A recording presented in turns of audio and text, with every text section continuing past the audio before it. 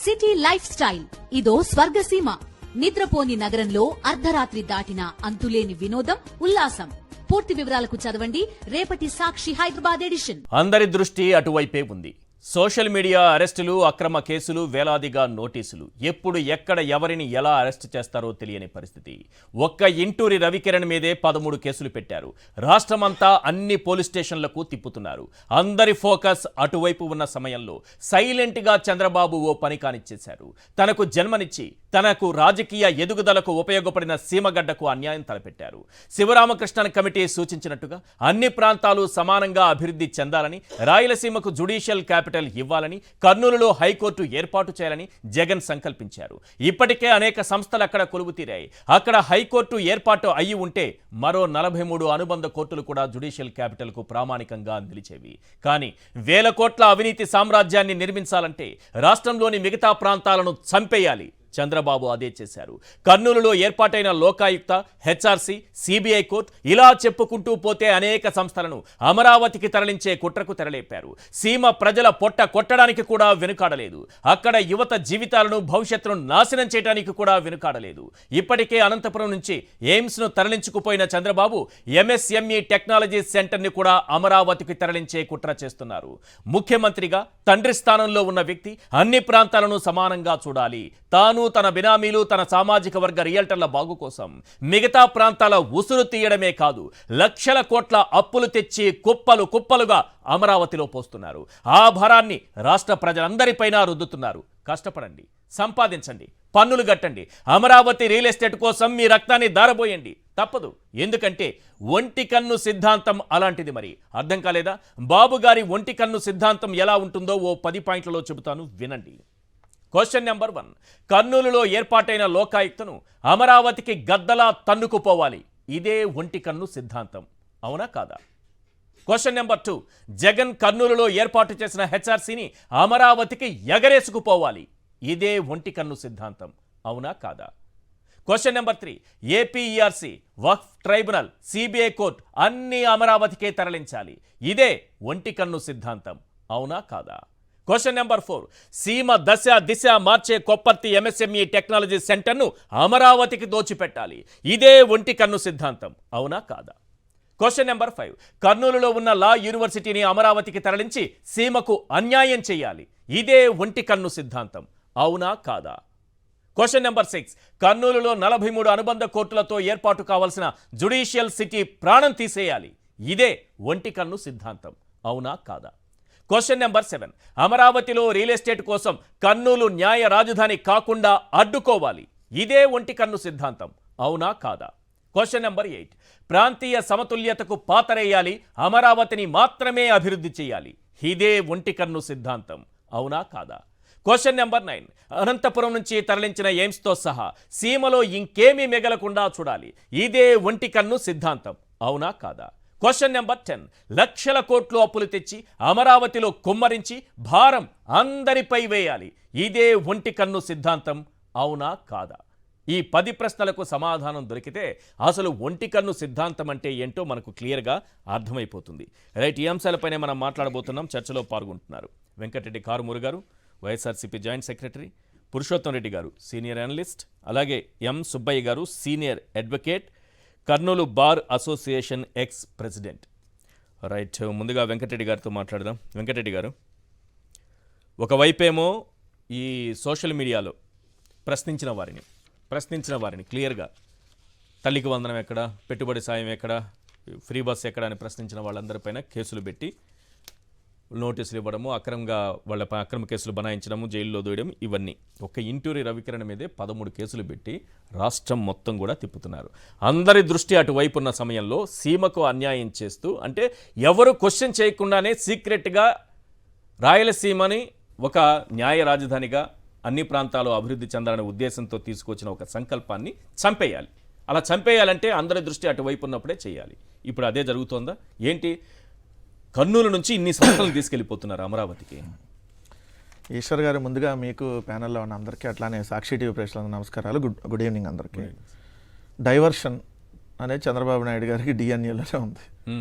ఎందుకంటే ఒక అంశం జరుగుతున్నప్పుడు ఆ అంశాన్ని ఏదైతే సైడ్ చేస్తూ ఇంకొక అంశాన్ని తెర మీదకి తీసుకురావటం, మీరు చూడండి, ఇప్పుడు 5 నెలలు చంద్రబాబు నాయుడు గారి ఈ కూటమి ప్రభుత్వ పరిపాలన చూస్తే ఏదైతే సూపర్ 6 అనేటటువంటి పథకాలని ఏదైతే లైమ్లైట్లో ఉంచకుండా ఒకరోజు బోటుతో గుద్దేసి ప్రకాశం బ్యారేజ్ పడేశారని అంటారు, పడిపోయిందని కూడా రాశారు మామూలుగా. అసలు ఇంకో ఏముందో మొత్తం అసలు మునిగిపోయేది ఏదైతే చంద్రబాబు నాయుడు కట్టిన బ్యారేజ్ ఎవరికి పడిపోవటానికి కాదు కదా, కానీ బోట్లో వచ్చేస్తే పడిపోయిద్దని. లేదంటే హనీ ట్రాప్ నటి కోసం నోవాటెల్ హోటల్లో రూములు పెట్టి పెద్ద పెద్ద పోలీస్ అధికారుల పర్యవేక్షణలో, పెద్ద పెద్ద నాయకుల పర్యవేక్షణలో పాప ఆమెకి వీవీఐపీలకు లేనంత సెక్యూరిటీ, నాకు తెలిసి నారా లోకేష్కి ఎంత సెక్యూరిటీ ఉందో ఆమె కూడా అంత సెక్యూరిటీ కల్పించి ఆమెకి రాచమర్యాదలు చేసినటువంటి ఇవన్నీ మనం చూస్తున్నప్పుడు ఇప్పుడు సైలెంట్గా ఈ సోషల్ మీడియాలో ఎవరైతే ప్రశ్నిస్తున్నారో, ఎందుకంటే వైఎస్ఆర్ కాంగ్రెస్ పార్టీకి మెయిన్ మీడియా బలం లేదు, ఒక సాక్షి తప్ప వేరే ఛానల్స్ అన్ని ఈరోజు మొత్తం చంద్రబాబు నాయుడు గారికి అనుకూలంగానే ఉన్నాయి. కాబట్టి ఈ ఛానల్స్లో సాక్షి తప్ప వేరే ఛానల్లో ఎక్కడ ఇప్పుడు చంద్రబాబు నాయుడు గారు ప్రభుత్వం చేస్తున్నటువంటి దుర్మార్గాలు, ఈ రాష్ట్రంలో జరుగుతున్నటువంటి ఏదైతే దురాగతాలు, ఇసుక మాఫియా నుంచి మట్టి మాఫియా, పేకాట క్లబ్బులు, మీరు ఎక్కడికక్కడ ఇవన్నీ చూపిస్తున్నానికి ఒక సాక్షి తప్ప మిగిలిన ఎవరు క్వశ్చన్ చేస్తున్నారు? ఎవరైతే న్యూట్రల్గా ఉన్నటువంటి ఎనలిస్టులు కావచ్చు, లేదు అని అంటే సోషల్ మీడియా వేదికగా వైఎస్ఆర్ కాంగ్రెస్ పార్టీ ప్రశ్నిస్తుంది. కాబట్టి ఈ వైఎస్ఆర్ కాంగ్రెస్ పార్టీ ప్రశ్నించేటటువంటి ఈ గలాన్ని అణిచివేస్తే ఇంకా వీటికి సంబంధించి ఎక్కడ అదిగో పలానా చోట పేకాట క్లబ్ నడుస్తుంది అని ఎవరైనా పోస్ట్ చేయరు కదా. ఇదిగో పలానా చోట మద్యం 99 రూపాయలకి మహిళల చేత మద్యం అమ్మిస్తున్నారు, ఇదిగోండి పలానా అమ్మఒడి అందలేదు కానీ 99 రూపాయలకి సుమో వచ్చింది, 99 రూపాయలకి ఏదైతే బెంగళూరు విస్కీ అని సార్ కొత్తగా Bengaluru whisky, Kerala malted whisky 99 రూపాయలకే ఏదైతే బ్రాందీ 99 ఇట్లాంటివన్నీ వచ్చినాయి అని చెప్పి టాటా సుమో కాదు సార్, టాటా సుమో అనుకున్నారు. టాటా సుమో కంపెనీ వస్తే సంతోషించేవాళ్ళు అందరూ. టాటా సుమో కంపెనీ రాలేదు సార్. 99 రూపాయలకి సుమో క్లాసిక్ విస్కీ ఆంధ్రప్రదేశ్లో వచ్చింది సార్. 99 రూపాయలకే బెంగళూరు విస్కీ. ఏం సార్ నో సార్, డిస్టిలరీ పేరుతో కూడా చెప్తున్నాను చూడండి సార్, జాన్ డిస్టిలరీ. ఇదిగోండి సార్, ఈరోజు శాసన మండలిలో వైఎస్ఆర్ కాంగ్రెస్ పార్టీ ఎమ్మెల్సీ సభ్యులు అడిగిన దానికి సమాధానంగా ఆంధ్రప్రదేశ్లో ఏమేమి బ్రాండ్లు నడుస్తుంది 99 రూపాయల కంటే ఇచ్చినటువంటి వివరణ ఒకసారి జూమ్ చేసి చూపించండి అన్న. అది చూడండి sir, Sumo Classic whisky, Bengaluru whisky, Royal Lancer whisky, Tropicana VSVP brandy, short whisky, brandy 99, Kerala malted fine whisky. ఈ దేశంలో నాకు తెలిసి చాలా మంది చనిపోయారు. అదే అసలు భూమి భూమి అనేది చంద్రబాబు ఈ రోజు అసెంబ్లీలో మాట్లాడారు సార్. అదే భూమి భూమి ఈరోజు ఆంధ్రప్రదేశ్ రాష్ట్రంలో ఉంది. అదే భూమి భూమి ఇది ఇంటర్నేషనల్, అది బేరా కంపెనీకి సంబంధించి. అది చంద్రబాబు నాయుడు గారు ఉన్నప్పుడు పర్మిషన్ ఇచ్చింది, తర్వాత రెన్యువల్ కూడా ఆయనే చేసి వెళ్ళాడు. అది కంటిన్యూ అవుతుంది, స్టిల్ ఈ రోజు కూడా కంటిన్యూ అవుతుంది. మరి వీళ్ళు 5 నెలలు అయింది కదా, పాలసీ కూడా మార్చారు కదా, అది మంచిది కాకపోతే మరి ఎందుకు కంటిన్యూ చేశారు? అప్పుడు భూమి భూమి నేను ఎక్కడ చూడలేదు వెరైటీగా అన్నాడు. సో ఇట్లాంటివన్నీ ప్రశ్నిస్తే చూడండి, ఇప్పుడు సుమో క్లాసిక్, బెంగళూరు ఇట్లాంటివన్నీ పోస్టులు పెడితే వాళ్ళని అరెస్ట్ చేస్తున్నారు. దానిలో భాగంగానే ఇంటూరు రవికిరణ్ ఎవరైతే సోషల్ మీడియాలో యాక్టివ్గా ఉంటూ కొన్ని కార్టూన్ రూపంలో కొన్ని సెటారికల్గా పెడతాడు. మేము బట్టలు ఎప్పదీసాం ఈనాడు రామోజీరావు లాగా వేయలేదుగా ఆయన, ఏ ఆంధ్రజ్యోతి రాధాకృష్ణ లాగా లేదంటే ఆ పత్రికలో రాసినటువంటి రోతరాతలు ఇంటూరు రవికిరణ్ రాయలేదు కదా. ఇదిగో ఇట్లా వచ్చినాయి అని చెప్పి సెటారికల్గా సినిమాలో ఏదైనా వచ్చినటువంటి బిట్లని దాన్ని యాడ్ చేసి పెడితే దీనికి ఇప్పుడు ఇంటూరు రవికిరణ్ మీద 13 కేసులు నమోదవటం ఎంత దారుణం అంటే సార్, ఉదయం పూట విశాఖపట్నంలో కేసు, విశాఖపట్నం స్టేషన్లో ఉన్నాడు, మధ్యాహ్నానికి రాజమండ్రి తీసుకొని వచ్చారు, నైట్కి కురుపాన్ తీసుకెళ్లారు. విజయనగరం జిల్లా కురుపాన్ తీసుకెళ్లారు, విశాఖపట్నం నుంచి రాజమండ్రి తీసుకొని వచ్చి రాజమండ్రి నుంచి కురుపాన్లో ఇంకా కేసుందని చెప్పి కురుపాన్ తీసుకొని వెళ్ళారు. ఈ విధంగా ఆయన చెప్పాడు, నేను రాయని కూడా అన్నట్టుగా నా సంతకం పెట్టించుకొని బలవంతంగా చేస్తున్నారని చెప్పి మొన్న వీడియో కూడా బయటకు వచ్చింది. ఇలా ఇంటూరు రవికిరణ్ గారి మీద కాదు సార్, ఈరోజు పోసాని కృష్ణమురళి గారి మీద. పోసాని కృష్ణమురళి గారు అంట సాక్షి టీవీలో మాట్లాడాడంట, అందుకని కేసు. సాక్షి టీవీలో మాట్లాడాడని కేసు సార్. ఈరోజు రాశారు చూడండి, ఈనాడుకి సంబంధించిన దాంట్లోనే వచ్చింది. పోసాని కృష్ణమురళి మీద సీనియర్ పోసాని కృష్ణమురళి ఫిర్యాదు. ఈ నెల 12న సాక్షి టీవీ లైవ్ లో పోసాని వివాదాస్పద వ్యాఖ్యలు చేశారంట. ఇవి అవాస్తవాలను సమాజానికి హానికరమని పేర్కొన్నారంట. దీని మీద ఎవడో గుంటూరు జిల్లాలో వెళ్ళి కంప్లైంట్ ఇచ్చాడు. ఎవరు? తెలుగు రైతు మీడియా రాష్ట్ర సమన్వయకర్త అంట. ఎవరి మీద మాట్లాడారంట? ఎవరి మీద? టీవీ5 సార్, టీవీ5 నాయుడు మీదో లేదా చంద్రబాబు నాయుడు మీదో ఎవరి మీద రాసుంటారు కదా, అది రాయలేదు. సాక్షి టీవీలో వివాదాస్పద వ్యాఖ్యలు చేశాడని దాని మీద తెదాపా, జనసేన, టీవీ5 విలేకరులు ఫిర్యాదులు అందించారంట. బిఆర్ నాయుడిని అవమానించారని ఆరోపణలు అక్కడ ఉంది. దాన్ని ఇంకో చోట సార్, అది ఇంకో చోట కేసు పెట్టారు. అది వేరే కేసు, అది ఇంకో కేసు. ఎక్కడ? తూర్పుగోదావరి జిల్లా అనపర్తి ఠాణాలో టీవీ5 విలేకరు అంట సంగుల మణికంఠ ఫిర్యాదు అందించాడు. ఇది ఇంకో కేసు. బిఆర్ నాయుడుపై అనుచిత వ్యాఖ్యలంట. ఈ బిఆర్ నాయుడు అనేటటువంటి వ్యక్తి మాజీ ముఖ్యమంత్రి జగన్మోహన్ రెడ్డి గారిని పట్టుకొని వాడు వీడు అని సంబోధించి టీవీలో కూర్చొని వీళ్ళ మీద కదా కేసులు పెట్టాలి. ఆయన TTD chairman sir, TTD chairman మాట్లాడతారని నేను తెలుగుదేశం వాళ్ళంటే సంబోధిస్తారు, వాళ్ళకంటే సిగ్గు శరం మాన మర్యాద. టీడీపీ చైర్మన్ గురించి కాదు, టీడీపీ చైర్మన్ చంద్రబాబు నాయుడు గురించి ఆరోపణలు ఆయన చేశారన్నట్టుగా మాట్లాడు. టీటీడీ చైర్మన్ గా మహా టీవీ అనే దాంట్లో కూర్చొని వాడు అని జగన్మోహన్ రెడ్డి గారిని సంబోధిస్తూ జైలుకు పోతాడు, శాశ్వతంగా పంపించేస్తాం. ఈడెవడు పంపించడానికి మేము కూడా అనొచ్చు కదండి, ఈయనెవడు పంపించడానికి అని మాకు ఈడు ఆడని మాకు చెప్పలేదు కాబట్టి ఈయనెవడు పంపించడానికని మేము మాట్లాడుతున్నాం. సో ఇట్లాంటి వాళ్ళని ఎవరైతే ప్రశ్నిస్తే వాళ్ళందరి మీద కేసు అంట. ఈనాడు రామోజీరావును ఆంధ్రజ్యోతి రాధాకృష్ణ మీద ఎవరో మాట్లాడారని చెప్పి పోసాని గారు మాట్లాడారని చెప్పి పోసాని గారి మీద కేసు అంట. ఇట్లాంటి కేసులన్నీ మీరు పెడతా ఈరోజు ఏదైతే రాష్ట్రంలో జరుగుతున్నటువంటి అంశాలన్నింటినీ తెరమరుగు చేయాలి. దానిలో భాగంగా ఇప్పుడు చూడండి ఎంత పెద్ద అంశం సార్, ఆంధ్రప్రదేశ్లో 3 ప్రాంతాలు సమానంగా అభివృద్ధి చెందాలనేటటువంటి ఆలోచనతో జగన్మోహన్ రెడ్డి గారి ప్రభుత్వం నిర్ణయం తీసుకొని ఆల్రెడీ కర్నూలులో ఏదైతే లోకాయుక్త కార్యాలయము, ఏపీ హెచ్ఆర్సీ అంటే మానవ హక్కుల కమిషన్ కార్యాలయము, AP electricity regulator commission APERC కార్యాలయం, దానికై శాశ్వత భవనానికి 10 కోట్లు కేటాయించి ఆల్రెడీ భవన నిర్మాణాలు కూడా అయిపోవచ్చినటువంటి దశ ఏపీఆర్సీది. అలానే వక్స్ ట్రిబ్యునల్, సిబిఐ కోర్టు ఇవన్నీ ఆల్రెడీ కర్నూలులో ఏర్పాటై ఉన్నాయి. సో ఏర్పాటైనటువంటి వీటిలో ఆల్రెడీ రెండింటిని ఇప్పటికే తరలించేయాలని చెప్పి పూర్తిగా నిర్ణయం తీసుకున్నారు, లోకాయుక్తను హెచ్ఆర్సీది. సో ఇవన్నీ చేసినప్పుడు ఈ మిగిలిన కూడా మెల్లిమెల్లిగా తరలించేయాలనేటువంటి ప్రక్రియలో భాగంగా జరిగినటువంటి కార్యక్రమం జరుగుతున్నటువంటి. అంటే ఈ ఆంధ్రప్రదేశ్లో మిగిలిన ప్రాంతాలు ఎక్కడ ఏం అభివృద్ధి చెందకూడదు, తాను కొన్నటువంటి రియల్ ఎస్టేట్ భూములకి ఇప్పుడు డిమాండ్ రావాలంటే ఏంది, అమ్మ మొత్తం చంద్రబాబు నాయుడు గారు తీసుకొని వచ్చి ఇక్కడ పెట్టేస్తున్నాడు కాబట్టి ఇక ఇదే పర్మనెంట్ క్యాపిటల్ అయిపోయింది, సో ఇంకా ఆంధ్రప్రదేశ్లో అమరావతి తప్ప ఇంకేం ఉండదని చెప్పి తన రియల్ ఎస్టేట్ భూముల్ని అమ్ముకోవాలన్నటువంటి ఆలోచనలో తాను పుట్టినటువంటి రాయలసీమకి ఈరోజు పూర్తిగా అన్యాయం చేస్తూ తనకు ఈరోజు రాయలసీమ ప్రాంతం అంటే ఎంత చిన్న చూపు మరోసారి చూపిస్తూ ఓన్లీ అమరావతి ఉండాలి, మిగిలిన ఏం ఉండకూడదని చెప్పి చంద్రబాబు నాయుడు గారు చేస్తున్నటువంటి దుర్మార్గమైనటువంటి చర్య సార్. రైట్. ఇందులో ఇంకొక పాయింట్ ఏంటంటే ఈరోజు ముఖ్యమంత్రి గారు అసెంబ్లీలో మాట్లాడుతూ తల్లిని దూషించారు, కోట్లు ఖర్చు పెట్టి జగన్ చెల్లిని దూషించారు, తల్లిని దూషించారు, చెల్లిని దూషించారని ఏదైతే అబద్ధాలు, ఇదే అబద్ధాలను 5 ఏళ్ళు ప్రచారం చేశారు సార్. ఇదే వర్రా రవీందర్ రెడ్డి ఏదైతే ఫేక్ ఐడి వర్రా రవీందర్ రెడ్డి పేరుతో ఫేక్ ఐడీలు సృష్టించి షర్మిల గారిని, విజయమ్మ గారిని తిట్టించింది ఇదే తెలుగుదేశం మనుషుల చేత. ఐటీడీపీ అనేది తిట్టించింది. చూడండి సార్, 15/2/2024 అంటే 14వ తారీఖు ప్రెస్ మీటు, 15వ తారీఖు అన్ని పేపర్లో వచ్చింది. దానికి సంబంధించి ఆ రోజు 14వ తారీఖు అక్కడ ఉన్నటువంటి ఎస్పీ గారు, అదనపు ఎస్పీ ఎవరైతే సుధాకర్ గారు పెట్టినటువంటిది మీకు ఒకసారి ప్రెస్ మీట్ కూడా వినండి సార్. ఆయన ప్రెస్ మీట్ పెట్టి ఆ రోజు వర్రా రవీందర్ రెడ్డి పేరుతో ఏ విధంగా తెలుగుదేశం వాళ్ళు ఫేక్ పెట్టారో దానికి సంబంధించి ఏ విధంగా అరెస్టులు జరిగినాయి అనే దాని మీద ఆయన పెట్టింది ఒకసారి వినండి సార్. దాంట్లో ఇదైతే నేను కింద చూపించలేదు ఎందుకంటే మరీ దారుణంగా ఉన్నాయి. వీడియో మాత్రం చూపించండి క్లోజ్ లో, వాళ్ళు పెట్టిన పోస్టులు చూపించండి. అట్లాగే వైఎస్ సునీత మీద అబ్యూజ్ చేస్తూ సోషల్ మీడియాలో పోస్టులు పెట్టడం జరిగింది. సో అది చూసినటువంటి రవీంద్రారెడ్డి లోకల్ పోలీస్ స్టేషన్లో ఫిర్యాదు చేయడం జరిగింది. 3వ తారీఖు నాడు కేసు నమోదు చేసి ఈ అబ్యూజ్ చేసినటువంటిది సోషల్ మీడియాలో వైరల్గా మారి అది అనేక తప్పిదాలకు దారితీస్తుండగా దీన్ని ప్రతిష్టాత్మకంగా తీసుకొని ఈ యొక్క అక్యూజ్డ్ ఎవరైతే కారకులో ఈ కారకుడైనటువంటి ఉదయ భూషణ్ అనేటటువంటి అతన్ని విశాఖపట్నానికి సంబంధించిన అతన్ని అరెస్ట్ చేసి తర్వాత ఇందుకు కారణమైనటువంటి ఇతరత్ర కారణాలన్నింటినీ చూపుతూ ఆయనకి అరెస్ట్ చేయడం జరిగింది.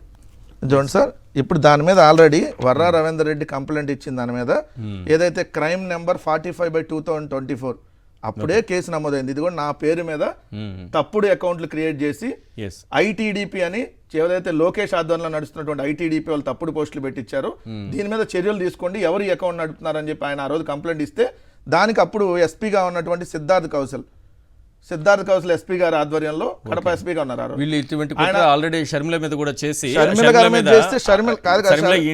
బాలకృష్ణ ఇంటి నుంచి బాలకృష్ణ గారి ఇంటి దగ్గర చేశారని చెప్పి షర్మిల గారే స్వయంగా మాట్లాడినటువంటి దాదాపు 4 నిమిషాలు ఉంటుంది. ఇది మనం ఇప్పుడు 30 సెకండ్స్ వినిపించండి. 2014 ఎన్నికలకు ముందు నాపై దుష్ప్రచారం మొదలుపెట్టారు. అప్పట్లో ఏదో చిల్లర పుకార్లు అనుకుని పెద్దగా పట్టించుకోలేదు. అప్పుడు కూడా దగ్గర వాళ్ళు సోషల్ మీడియాలో చాలా పోస్టింగ్స్ ఉన్నాయని చెప్తూనే ఉన్నారు. ఈ ఎన్నికలు దగ్గరికి వచ్చేసరికి మళ్ళీ మొదలు పెట్టారు.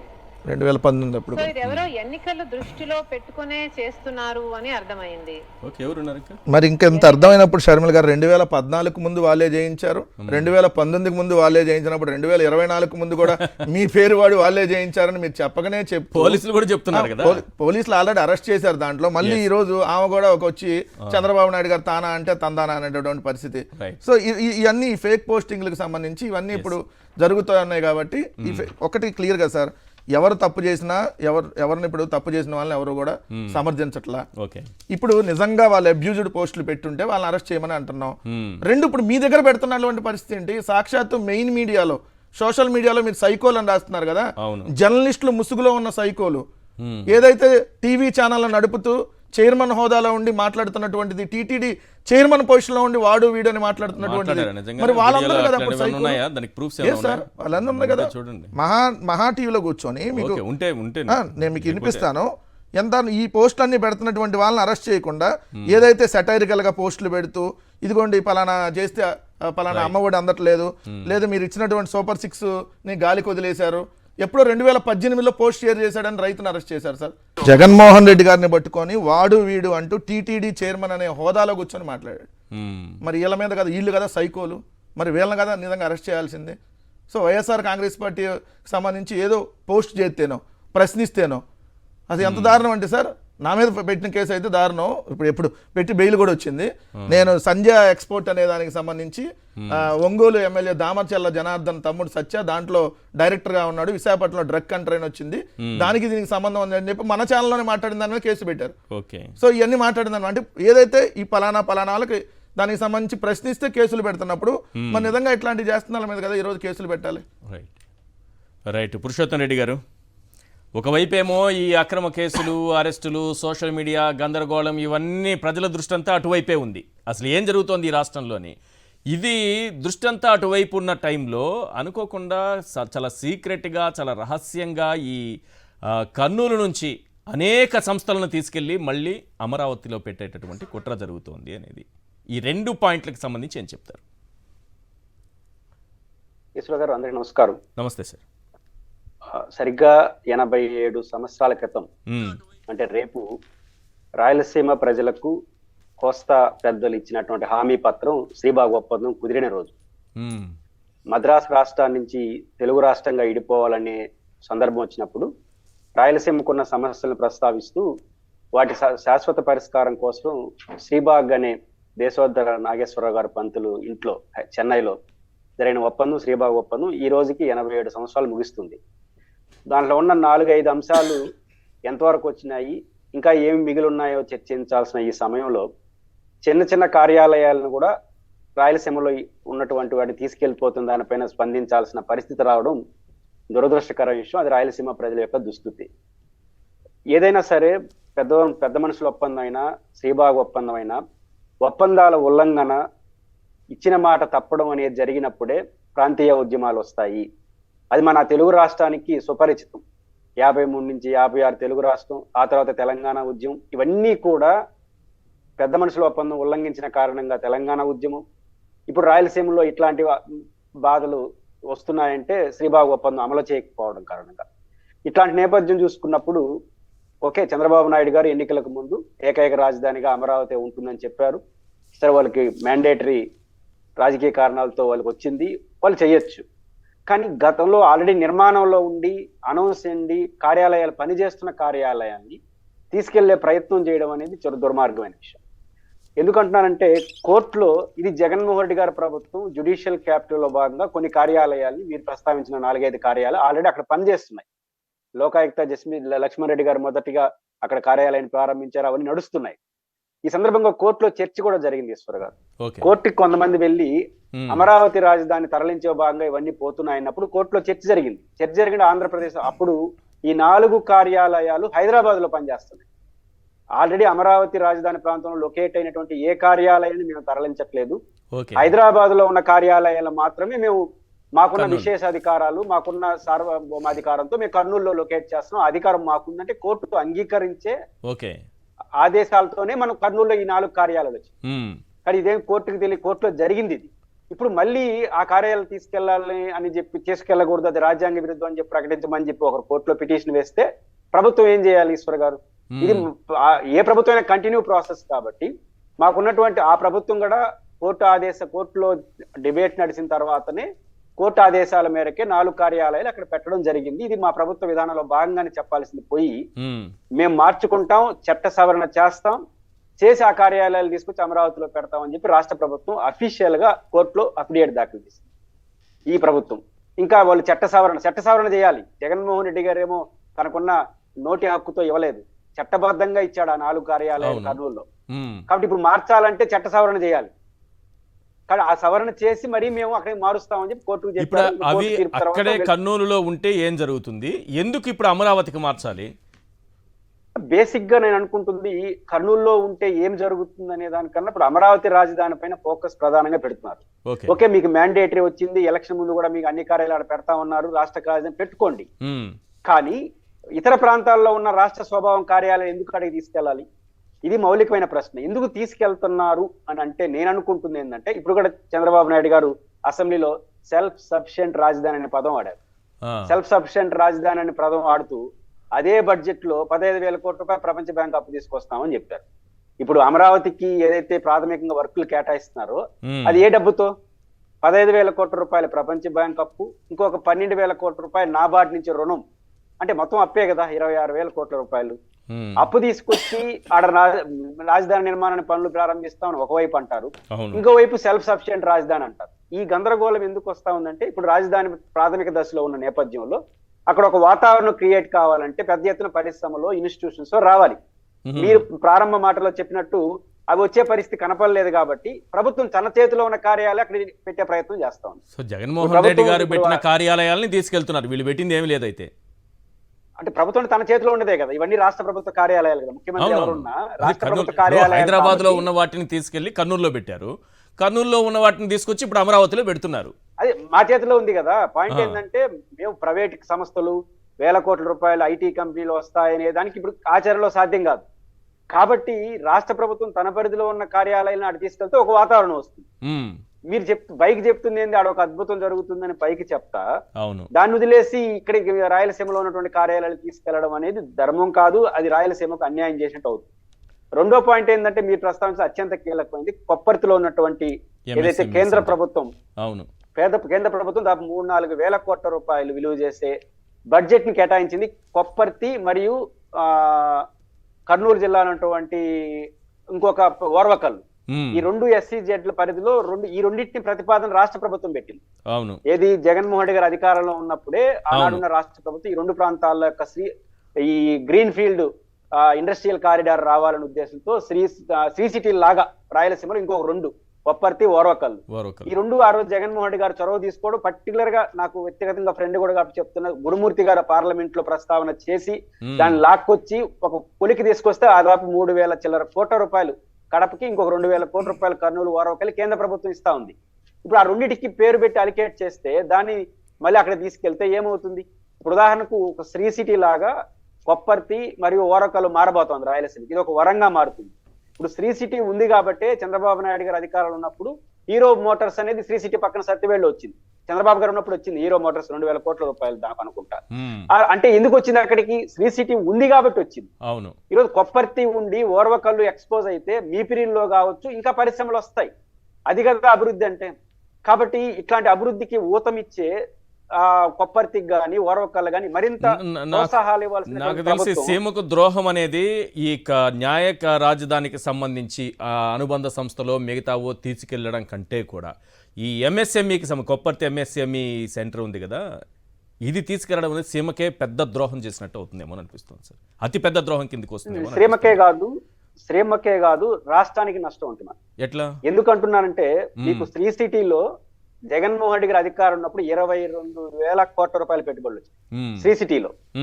ఓన్లీ శ్రీ సిటీలో 22,000 కోట్ల రూపాయలు వచ్చినాయి. 14 చంద్రబాబు గారు ముఖ్యమంత్రిగా ఉన్న నుంచి జగన్ గారు 24, 10 ఏళ్ళ చూడు మీరు లెక్కలు తీయండి. 60 to 70% పెట్టుబడులన్నీ శ్రీ సిటీ గుండా వచ్చాయి అవును రాష్ట్రంలో.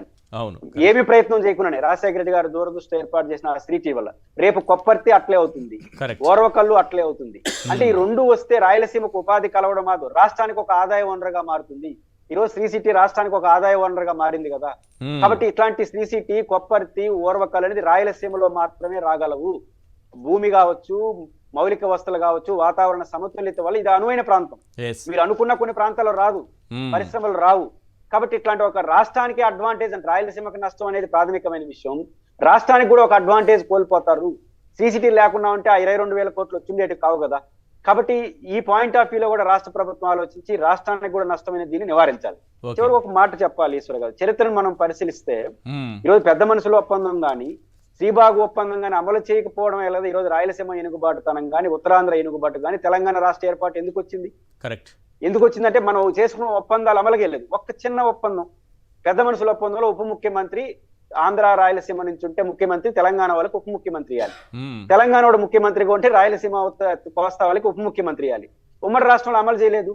కానీ ఆంధ్రప్రదేశ్కి వచ్చేసరికి 3 ఉప ముఖ్యమంత్రులు, 5 ఉప ముఖ్యమంత్రులు. తెలంగాణ అంటే రాజకీయ అవసరాలకు ఇచ్చిన ప్రాధాన్యత ఆ ప్రాంత మనోభావాలకి, ఒప్పందాలకి ఇవ్వలేదు ప్రభుత్వాలు.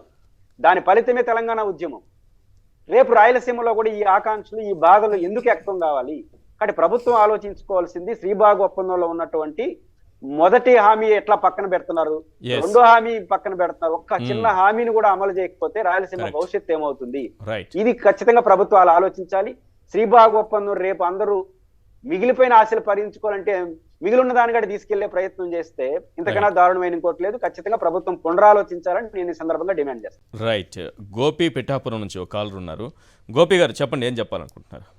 సార్ నమస్తే సార్. నా పేరు అన్సూర్ గోపి అండి, పిఠాపురం మండలం ఎస్కేపోని గ్రామం సార్ మీది. చెప్పండి సార్.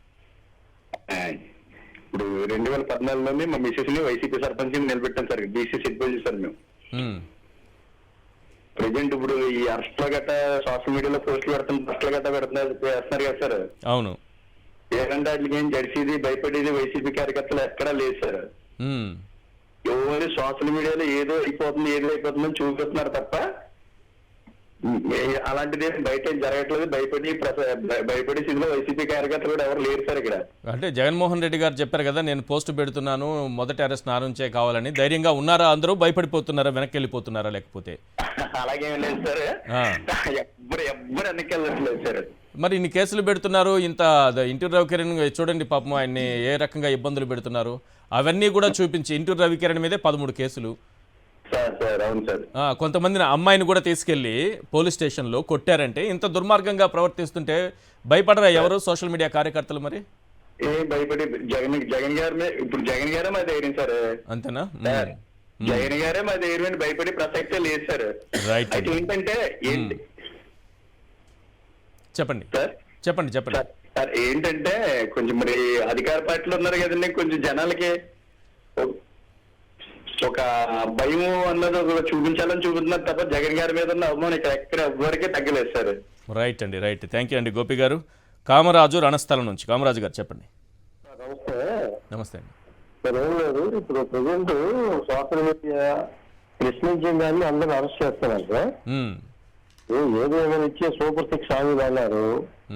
ఈ సూపర్ 6 హామీల వల్ల కనీసం ప్రజలకు ఎటువంటి ఇవ్వలేకపోయి దాన్ని తప్పనిసరిగా ఎవరైనా సోషల్ మీడియా వచ్చి లేకపోతే సంబంధించిన ఎవరు అడుగుతారు సార్. అవును. అంత మాత్రాన అరెస్ట్ చేయడం, అలాగే అరెస్ట్ చేసినంత మాత్రాన భయపడడానికి ఏమీ లేదు. కానీ భయపెడితే రేపు ఎవరు ప్రశ్నించరు కదా. ఇప్పుడు తల్లుల గురించి, తల్లులకి అమ్మకు వందనం రావాలి. 52 లక్షల మంది, 55 లక్షల మంది తల్లులు ఉన్నారు. వారి పిల్లలందరూ కలిపితే 82 లక్షల మందో 90 లక్షల మందో ఉన్నారు. వాళ్ళకి రాలేదంటే ఆ తల్లులు ప్రశ్నించకపోతే వీళ్ళు సోషల్ మీడియా నుంచి వీళ్ళు ప్రశ్నిస్తున్నారు. వీళ్ళని భయపెడితే ఆ తల్లులు ఎలాగో ప్రశ్నించరు, ఆ తండ్రులు ఎలాగో ప్రశ్నించరు. వీళ్ళని భయపెడితే చాలు కదా అని అనుకుంటుంది ప్రభుత్వం. ఇప్పుడు ఏది అనుకున్నా సార్, ఇప్పుడు అయితే భయపడడానికి ఏం లేదు సార్. జగన్మోహన్ రెడ్డి గారు ఆయన మొన్న ఒకే మాట చెప్పారు. ఏం చెప్పారు ఆయన? నాతోటే మొదలు పెట్టండి, మాట్లాడుతున్నాము అని చెప్పి అన్నారు. ఆయన మాకు ఇన్స్పిరేషన్ సార్. రెండోది, ఈ రోజు ఎంతమంది అరెస్ట్ చేస్తారు సార్ సోషల్ మీడియాని? ఇప్పుడు ఎంతమంది అరెస్ట్ చేసినంత మాత్రాన ఈ రోజు భయపడి వెనక్కి వెళ్ళిపోతాం అన్నది అది జరగదు సార్. ఇటువంటి పరిస్థితుల్లో వీళ్ళు ఏదైనా హామీలు ఇచ్చారు, సూపర్ 6 అన్నారు, అమలు చేసి అభివృద్ధి చేయమంటున్నారు తప్ప అభివృద్ధి చేయింది పోయి బస్సు ఉచిత బస్సు అన్నాడు, బస్సు లేదు. ఇంటికి 15,000 అన్నారు, లేదు నలుగురు ఉంటే నలుగురు 15,000 అన్నారు, అది లేదు. అలాగే 1500 మరి ప్రతి 18 నుంచి 60 లోపు 1500 అన్నారు, అది లేదు. ప్రతి ఒక్క నిరుద్యోగ గ్రూప్ అన్నారు 3,000, అది లేదు.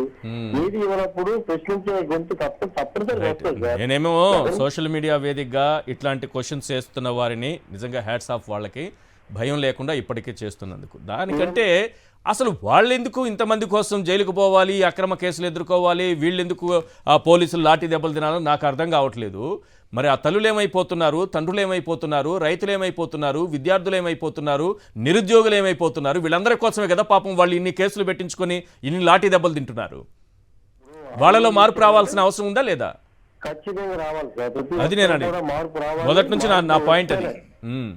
ఖచ్చితంగా మార్పు రావాలి సార్. రైట్. ఇప్పుడు జగన్మోహన్ రెడ్డి గారు 2019లో ఇచ్చిన హామీ ప్రతి ఒక్కరికి, ప్రతి కుటుంబానికి, పార్టీ చూడలేదు, గతం చూడలేదు, జాతి చూడలేదు, జెండా చూడలేదు, ఓటేసారి చూడలేదు, అందరికి ఇచ్చారు సార్ ఆయన. రైట్ రైట్ అండి, థ్యాంక్ యూ అండి కామరాజు గారు కాల్ చేసినందుకు. ఒక చిన్న బ్రేక్ తీసుకుందాం. బ్రేక్ తర్వాత సుబ్బయ్య గారితో మాట్లాడదాం. ఇక్కడ అమరావతికి అన్ని కర్నూలు నుంచి తరలించుకోపోతే ఏమన్నా ఉద్యమం మొదలవుతుందా, లేకపోతే చంద్రబాబు నాయుడు గారు ఇదే ఎన్నికల సందర్భంలో ఎన్నికల ప్రచార సమయంలో అక్కడ హైకోర్టు అడిగితే కొట్టండ్రా వాళ్ళని, తన్నండ్రా వాళ్ళని, ఒక్కొక్కడికి తోలు తీస్తా, తాట తీస్తా, బట్టలు ఉడదీస్తాంతా అని అన్నారు. అయినా సరే ఓట్లేసి గెలిపించారు. మరి అలా గెలిపించారు, మ్యాండేట్ ఇచ్చారు కాబట్టి నా ఇష్టమని నేను ఏమైనా చేసుకోగలను, ఒక్క అమరావతిలోనే అన్ని పెట్టుబడులను తీసుకెళ్తా, లేకపోతే అన్ని సంస్థలు అక్కడే పెట్టేస్తారని ఆయన ఏమన్నా భావిస్తున్నారు.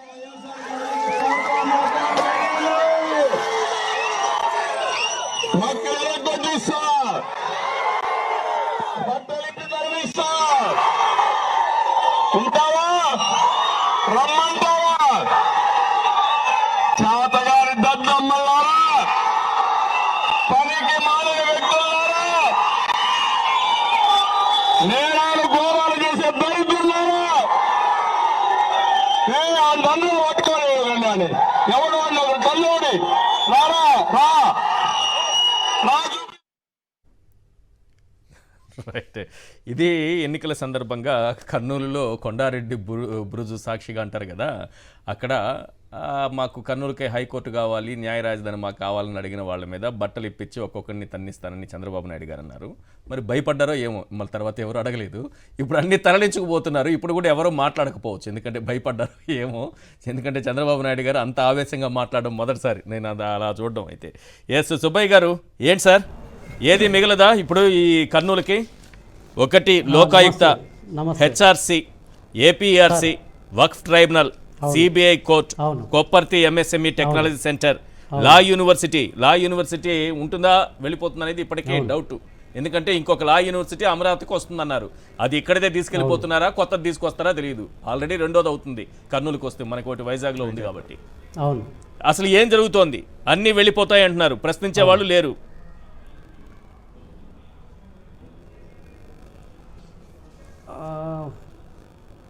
వాస్తవంగా ఈ యొక్క పరిణామం చాలా దురదృష్టకరం. ఎందుకంటే రాయలసీమ ఇప్పటికే చాలా అన్యాయానికి గురైంది. గత ప్రభుత్వం ఇక్కడ ఈ human rights commission, Lokayukta, state Waqf board tribunal, ఆ తర్వాత ఏపీ ఎలక్ట్రిసిటీ రెగ్యులేటరీ కమిషను, ఆ తర్వాత CBI court, national law university ఇవల్ల ఏర్పాటు చేసింది. ఇక్కడ రాయలసీమకు న్యాయం జరిగింది, ఇంకా జరుగుతుంది అనే ఆశతో ఉన్న ఈ సందర్భంలో ఈ యొక్క పరిణామం అనేది చాలా ఆశనిపాతమైనది. మేము దీని మీద న్యాయవాదులము. ఈరోజు ఆల్రెడీ అనంతపురంలో కోర్టులు బాయ్కాట్ చేసి నిరసన కార్యక్రమం తీసుకున్నారు. ఓకే. మేము కర్నూలులో కూడా సోమవారం నాడు మేము జనరల్ బాడీ మీటింగ్ పెట్టుకొని ఈ కోర్టుల బాయ్కాటు, ఆ తర్వాత రిలే నిరాహార దీక్షలు అనే కార్యక్రమం తీసుకోవాలని చెప్పారని పెద్ద ఎత్తున కర్నూలులో న్యాయవాదులు డిస్కషన్లో చేస్తున్నాము. ఖచ్చితంగా ఇదైతే కార్యరూపం దాలుస్తుంది. మేము 1993 ఉమ్మడి రాష్ట్రంలో కూడా హైకోర్టు బెంచ్ కర్నూలులో పెట్టాలని చెప్పి దాదాపు 4 నెలల పాటు మేము కోర్టులను బాయ్కాట్ చేసి కర్నూలులో రాయలసీమలో ఒక జేఏసీ లాగా ఏర్పాటయ్యి స్వర్గీయ బి జంగంరెడ్డి సీనియర్ లాయరు నాయకత్వంలో ఉద్యమం నడిచింది. మరి ఉమ్మడి రాష్ట్రంలోనే కర్నూలు రాజధాని కోల్పోయి హైకోర్టు ఉమ్మడి రాష్ట్రంలో బెంచ్ ఏర్పాటు చేయాలి కర్నూలులో అని చెప్పారని మేము ఉద్యమం చేసినాము. ఈ కర్నూలుకు న్యాయం చేయాలనే ఉద్దేశంతోనే కర్నూలు న్యాయవాదులం దాదాపుగా ఒక 2-3 సంవత్సరాల పాటు కోర్టులను బాయ్కాట్ చేసినాం వివిధ సందర్భాల్లో. ఇంకా ఎంతవరకు మేము ఇంకా ఉద్యమంలో పోవాలో మాకేం అర్థం కావట్లేని పరిస్థితి. నాకు అర్థం కాని విషయం ఏంటంటే సార్, హైకోర్టు కర్నూలుకి రావాలి, న్యాయ రాజధాని కర్నూలు కావాలి, రాయలసీమకి రావాలి, ఇవన్నీ అని మీరంతా ముందు గత ప్రభుత్వం ఉన్నప్పుడు మీరు పోరాటం చేశారు. అప్పుడు ముఖ్యమంత్రిగా జగన్మోహన్ రెడ్డి గారు ఉన్నారు, అప్పుడు ప్రతిపక్ష నేతగా చంద్రబాబు నాయుడు గారు ఉన్నారు. అప్పటికే కొన్ని సంస్థలు ఏపీఆర్సీ ట్రైబ్యునల్ కానీ సిబిఐ కోర్టు ఇవన్నీ 1 by 1 ఒక్కోటి అక్కడికి తీసుకొస్తూ ఉన్నారు. లోకాయుక్త కానీ హెచ్ఆర్సీ కానీ ఏర్పాటు చేసుకుంటూ వస్తున్నారు.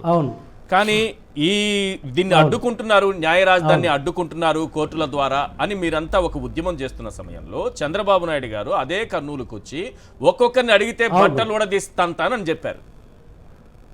అప్పుడు ప్రతిపక్ష నేత మాత్రమే ఆయన చేతిలో అధికారం కూడా లేదు, అప్పుడే ఒప్పుకోలేదు. ఇప్పుడు ముఖ్యమంత్రి సార్, కూటమికి 164 సీట్లు ఉన్నాయి సార్, తరలించుకుపోతే మీరు అప్పుడు చేసిన ఉద్యమాన్నే బట్టలుడి తీసి కొడతానన్నారు. మరి ఇప్పుడు ఏం ఉద్యమం చేస్తారు, ఏం సాధించుకోగలరు, ఎలా నిలబెట్టుకోగలరు?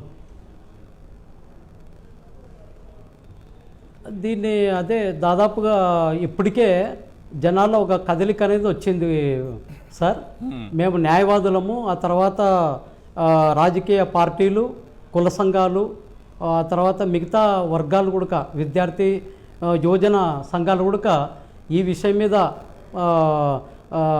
రహదారుల మీదకి వచ్చి ఉద్యమం స్టార్ట్ చేయనికే కర్నూలులో మరి ముఖ్యంగా రాయలసీమలో ఒక బీజం అయితే పడింది సార్. ఈ రోజు నుంచి మీకు నమ్మకం ఉందా ఈ సంస్థలు లోకాయుక్త కానీ హెచ్ఆర్సీ కానీ ఈ సిబిఐ కోర్టు కానీ ఇవేవి తరలిపోవు, నిలబెట్టుకోగలము, మాకు హక్కుగా వచ్చింది, దీన్ని మేము పోగొట్టుకోము, నిలబెట్టుకుంటాము అనేటటువంటి కాన్ఫిడెన్స్ మీలో ఏమైనా ఉందా? మేము 100% నిలబెట్టుకుంటాం సార్. ఎందుకంటే ప్రజా ఉద్యమాలకు ఎంత ఈవెన్ నియంత్రిత ప్రభుత్వం కూడా తల ఒగ్గాల్సిందే. ఎందుకంటే 1937లో శ్రీబాగు ఒప్పందం అనేది ఉంది కదా, ఆ శ్రీబాగు ఒప్పందం ప్రకారం కర్నూలులో రాజధాని, మరి గుంటూరులో హైకోర్టు ఉన్నప్పుడు, మరి 2014లో సపరేట్ తెలంగాణ అయిన తర్వాత మరి రాజధాని కర్నూలులో పెట్టి గుంటూరులో హైకోర్టు పెట్టింటే ఏ సమస్య లేకపోవు. మరి ప్రత్యేక తెలంగాణ ఏ విధంగా ఏర్పడింది?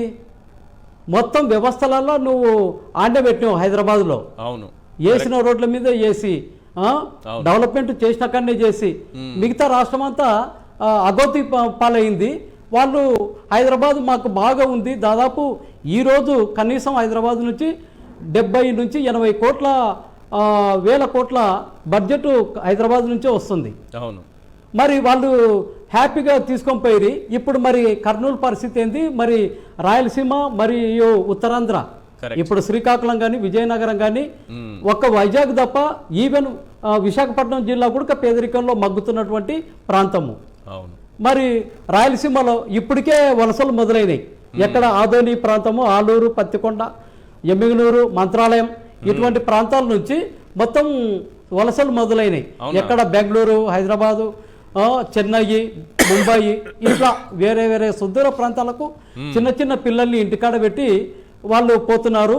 మొన్న ఒక దురదృష్టకరమైన సంఘటన, తల్లిదండ్రులు ఇట్లా వలసలు పోయి చిన్నపిల్లల్ని ఆడబెడితే ఒక పాప మీద అత్యాచారం కూడా జరిగే ప్రయత్నం జరిగింది. ఇంకా ఎంత దరిద్రమో ఒకసారి లెక్కేసుకోండి. అత్యాచారం ఇప్పుడు కొసిగి మండలంలో అనుకుంటా ఆ ప్రాంతంలో. కాబట్టి పిల్లలకు రక్షణ లేకుండా అయిపోయింది సార్. వాళ్ళ చదువులు సంకనాకిపోతున్నాయి. ఆ తర్వాత పెద్దలకు తిండికి టయానికి తిండి లేదు. ఆ తర్వాత చిన్న చిన్న పిల్లలకు వాళ్ళకు ఎప్పుడు ఏం జరుగుతుందో అనే వాతావరణం ఇదైపోయింది. కాబట్టి వాళ్ళ జీవితాలకు భరోసా లేని వాతావరణము ఈరోజు రాయలసీమలో ఉంది. అనంతపురం జిల్లా మనకు తెలియదేం కాదు. ఈ కళ్యాణ్ దుర్గ్ కానీ ఉరవకొండ కానీ చెప్పండి వలసలు, నీళ్లు మొత్తం నీళ్ళంతా మా రాయలసీమ దాటుకొనే పోవాలా తుంగభద్ర. ఆ తర్వాత ఈ వేదవతి అనేది ఇంకా ఇప్పటికీ కార్యాచరణకు పూనుకోలే. ఆ తర్వాత ఈ మామూలుగా సుంకేశ్వర ప్రాజెక్టులో ఉన్నటువంటి నీళ్ళంతా కిందికి దిగకపోవడము. ఆ తర్వాత ఈ శ్రీశైలం నుంచి లెఫ్ట్ బ్యాంక్ కెనాల్ అంట, రైట్ బ్యాంక్ కెనాల్ అంట ఇదని చెప్పానని మిగతా ప్రాంతాలకు పోవడం తప్ప మన రాయలసీమకు సాగునీటికి కానీ తాగునీటికి కానీ పరిశ్రమలకు కానీ ఎలాంటి నీటి అవకాశం లేకుండా అంతా మొత్తం కిందికే పోయి వాళ్ళే సంవత్సరానికి 2-3 పంటలు పండించుకునే వాతావరణం ఉంది తప్ప రాయలసీమలో అన్నం తిన్నిక కూడా లేదు. అంత పేదరికంలో మగ్గిపోయే వాతావరణం ఈ రోజు ఉంది. చంద్రబాబు ముఖ్యమంత్రి అయిన తర్వాత కూటమి ప్రభుత్వం అధికారంలోకి వచ్చిన తర్వాత ఏదో మొత్తం వలసలు వెళ్ళిపోయిన వాళ్ళందరూ తిరిగి వచ్చేసారేమో అని అనుకున్నాను సార్. ఎందుకంటే 2023లో బెంగళూరు దగ్గర ఒక యాక్సిడెంట్ జరిగింది సార్. ఈనాడు దినపత్రికలో ఏం రాశారంటే ఎల్లో తాత గారు రాసిన వార్త, సార్ జగనే చంపేశారు ఆ యాక్సిడెంట్ ద్వారా అని రాశాడు. ఏంటని లోపల మొత్తం చదివితే 2 ఏళ్ల క్రితం 3 ఏళ్ల క్రితం వాళ్ళు బెంగళూరు వెళ్ళిపోయారట. ఇక్కడ ఆంధ్రప్రదేశ్లో ఉపాధి లేదని. వాళ్ళు అక్కడికి వెళ్లకుండా ఉంటే యాక్సిడెంట్ జరిగేది కాదట. జగన్ వల్లే వాళ్ళు చనిపోయారు, ఈ చావులకి జగనే కారణము అని రాశాడు. మరి ఇప్పుడు ఇంతమంది వలసలు వెళ్ళిపోతున్నారంటే నేను నమ్మలేకపోతున్నా. చంద్రబాబు ఏమన్నా అధికారం రాగానే అందరూ తిరిగి వచ్చేస్తారనుకున్నా. అయినా పోతున్నారు 6 నెలల నుంచి. లేదు ఈ మొత్తం ఆదోని, మంత్రాలయము, ఎమ్మిగనూరు, ఆలూరు, పత్తికొండ ప్రాంతాల నుంచి మీరు నిజ నిర్ధారణ కమిటీ చేసి కానీ మీరు ప్రూవ్ చేసుకోండి. రైట్, అర్థమవుతుందిలేండి సార్. నేనైతే అనుకున్నా చంద్రబాబు ముఖ్యమంత్రి కాగానే వెంటనే మొత్తం దేశ విదేశాల్లో ఉన్న వాళ్ళంతా తిరిగి వచ్చేసారేమో అని.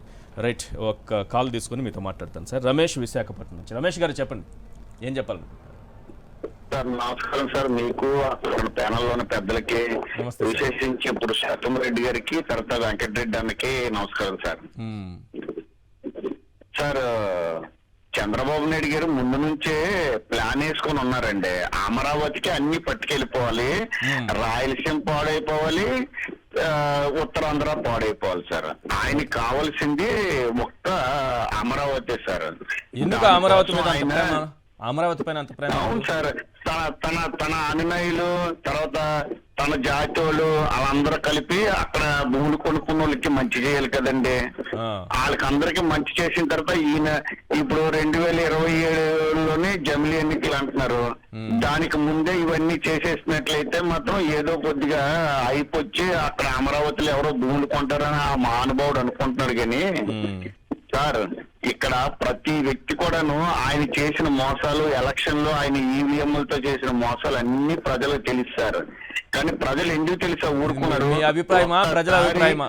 మీ ఒక్కరి అభిప్రాయమా, ప్రజలందరిలోనూ ఉందా ఇట్లాంటి అభిప్రాయం? లేదు సార్, ప్రజలందరూ అభిప్రాయం ఇస్తారు. ఒక్కసారి మీరు మైక్ పట్టుకొని సాక్షి టీవీ వచ్చి దినసరి కూలి పని చేసుకునే మేస్త్రి దగ్గరికి వాళ్ళ దగ్గరికి వచ్చి ఒక్కసారి అడగండి సార్. మీరు ఒక్కసారి అడగండి సార్, ఏం చెప్తారో తెలుస్తారు సార్. ఏం చెప్తారో, వాళ్ళ కష్టాలు ఏంటి, దినసరి కూలీలకి బ్రతుకు లేకుండా ఎంత కష్టాలు అనుభవిస్తున్నారో తెలుస్తుంది సార్. ఒక్కసారి జగనన్న ఒక్కసారి పిలిపిస్తే చాలు సార్. ఆయన కోసం ప్రాణం ఇవ్వడానికి చాలా మంది రెడీగా ఉన్నారు సార్. ఎందుకంటే జగనన్న ప్రతి వ్యక్తికి కూడా మంచి చేశాడు సార్. అంతే తప్ప ఆయన ఎవరికి మోసం చేయలేదండి. రైట్, థ్యాంక్ యూ అండి రమేష్ గారు, కాల్ చేసినందుకు థ్యాంక్ యూ అండి. వెంకటరెడ్డి గారు, ఇప్పుడు అమరావతి విషయానికి వస్తే రాష్ట్రం విడిపోయిన సందర్భంలో రాజధాని నిర్మించాలంటే 5 లక్షల కోట్లు కావాలన్నారు. అధికారం వచ్చాక 1,10,000 కోట్లు కావాలన్నారు. అధికారం పోయిన తర్వాత ₹1 అవసరం లేదు. దానికి సెల్ఫ్ ఫైనాన్స్ ప్రాజెక్ట్ అది. దానికి అదే డబ్బులు సమకూర్చుకుంటుంది, దానికి అదే ఖర్చు పెట్టుకుంటుంది, దానికి అదే నిర్మాణం అయిపోతుంది, దానికి అదే ఆకాశం ఎదుగుతుందని ఆయనే ప్రచారం చేశారు. మళ్ళీ ఇప్పుడు 50,000 కోట్లు ప్రస్తుతానికి లెక్క మొదటి దశకి. మొత్తం మళ్ళీ 1,00,00,000 కోట్లు చెప్పేశారు లెక్క.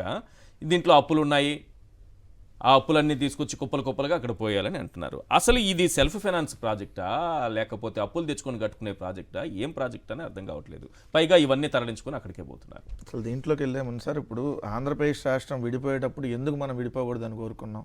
హైదరాబాద్ లాంటి మహానగరం మనకు కాకుండా పోతుంది కాబట్టి మనం విడిపోకూడదు అనుకున్నాం. ఒకవేళ మీరు విడగొడితే హైదరాబాద్లో కూడా ఉమ్మడి రాజధానిగా పెట్టి మాకు కూడా దాంట్లో వాటా ఉండేటట్టు విడగొట్టని అన్నాం. అంటే ఏంది, అన్నీ తీసుకొని వెళ్ళి హైదరాబాద్లో పెట్టడం వల్ల అదే రోజు అంతకుముందు ఉన్నటువంటి పాలకులు నిజంగా ఉమ్మడి ఆంధ్రప్రదేశ్ అప్పుడు 23 జిల్లాలుగా ఉండేటటువంటి ఆంధ్రప్రదేశ్లో హైదరాబాద్లో ఆ రోజు హైకోర్టు కాకుండా తీసుకెళ్లి మీరు అన్నట్టు రాయలసీమలో లేదు శాసనసభ సమావేశాలని విశాఖపట్నంలో కొన్ని రోజులు అలా పెడుతూ అన్ని ప్రాంతాల అభివృద్ధిగా చేసి ఉంటే నిజంగా మీరు విడగొడతా అన్నప్పుడు హ్యాపీగానే విడిపోయేవాళ్ళు. ఎస్, మన ఆంధ్ర కూడా ఆల్రెడీ డెవలప్ అయిందని. ఆంధ్రప్రదేశ్ విడిపోకూడదని మనం ఎందుకు కోరుకున్నాం అంటే అక్కడ ఆంధ్రప్రదేశ్లో ఏమీ లేదు, మేమంతా హైదరాబాద్లోనే ఉంది కాబట్టి అనుకున్నాం. అదే తప్పు చంద్రబాబు నాయుడు గారు అమరావతిలో చేస్తున్నారు, వద్దు అని చెప్పి జగన్మోహన్ రెడ్డి గారు మొత్తుకొని చెప్పారు.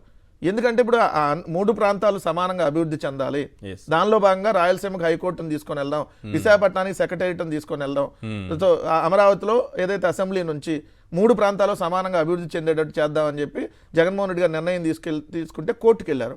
కోర్టుకు వెళ్ళినప్పుడు ఇదే రాయపాటి శైలజ ఈరోజు తెలుగుదేశం ప్రభుత్వంలో డైరెక్టర్గా ఉన్నారు. అప్పుడు అమరావతి ఉద్యమ నేత, ఇప్పుడు తెలుగుదేశం పార్టీలో civil supplies corporation director post ఇచ్చారు మొన్న. సో ఆమె కేసు వేసింది. ఆమె కేసు వేసినప్పుడు ఇందాక పురుషోత్తమ అని చెప్పాడు దాని గురించి క్లారిటీగా. ఇది ఇక్కడ ఉన్నాయి కాదు తరలిస్తుంది, ఆల్రెడీ హైదరాబాద్లో ఉమ్మడి ఆంధ్రప్రదేశ్కి అప్పుడు హైదరాబాద్లో ఉన్నటువంటి కార్యాలయం, లోకాయుక్త కార్యాలయం అప్పుడు హైదరాబాద్లో ఉంది, అది అమరావతిలో లేదు, ఉన్నాయేమో తరలించట్లేదు అమరావతి నుంచి. సో అక్కడ హైదరాబాద్లో ఉన్న లోకాయుక్తని, అదేవిధంగా హైదరాబాద్లో ఉన్నటువంటి ఆంధ్రప్రదేశ్ మానవ హక్కుల కమిషన్ కార్యాలయాన్ని, ఏపీఆర్సీని, వక్ఫ్ ట్రిబ్యునల్ని, అట్లానే సిబిఐ కోర్టు అవన్నీ హైదరాబాద్లో ఉన్నాయి కాబట్టి అక్కడ తీసుకొని వచ్చి మేము ఇప్పుడు ఆంధ్రప్రదేశ్లో కర్నూలులో ఏర్పాటు చేస్తున్నామని చెప్పి ఈ 5 కార్యాలయాలని కర్నూలులో ఏర్పాటు చేశారు జగన్మోహన్ రెడ్డి గారి ప్రభుత్వం. మీరు అన్నట్టు ఏపీ లోకాయుక్త, ఏపీ హెచ్ఆర్సీ అయితే 2021 సెప్టెంబర్ అక్టోబర్ టైంలోనే ఏర్పాటు చేశారు. అంటే 3 ఏళ్ల క్రితం నుంచి ఉన్నటువంటి కార్యాలయాలనే ఇప్పుడు తరలిస్తానని అంటున్నాడంటే ఆల్రెడీ మొన్న జగన్మోహన్ రెడ్డి గారు అధికారంలో ఉన్నప్పుడు శంకుస్థాపన చేశారు నేషనల్ లా యూనివర్సిటీకి. ఆల్రెడీ విశాఖపట్నంలో మనకు ఒకటి ఉంది, ఏదైతే దామోదర సంజీవయ్య లా యూనివర్సిటీ ఉంది. సో ఇప్పుడు నేషనల్ లా యూనివర్సిటీ ఇంకోటి ఇదే కర్నూలులోని జగన్నాథగుట్టలో 150 ఎకరాల్లో యూనివర్సిటీ అమరావతిలో అన్నారు. దీన్ని తీసుకెళ్తారా, కొత్తది ఇంకోటి ఏమైనా తీసుకొస్తారు? దీన్నే తీసుకెళ్తాను కదా సార్, కొత్తది ఇంకా కడతారు దానికి.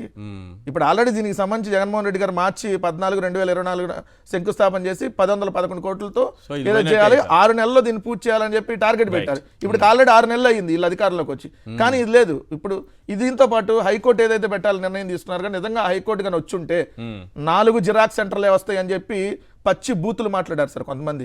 ఏం రాయలసీమకు హైకోర్టు వస్తే 4 జిరాక్స్ సెంటర్లు వస్తాయి, అంతకంటే ఏం పొడుస్తారు, దీనికోసం పెద్ద గొడవ చేస్తున్నారన్నారు కదా సార్. లేదు సార్, హైకోర్టు వస్తే హైకోర్టుతో పాటు 43 సంస్థలు, 43 కార్యాలయాలు, AP administrative tribunal, debts recovery tribunal, central administrative tribunal, railway administrative tribunal, ACB court, cooperative administrative tribunal, ఇలా మొత్తం ఎండోన్మెంట్ ట్రిబ్యునల్, ఇట్లా 43 అనుబంధ సంస్థలు వస్తాయి.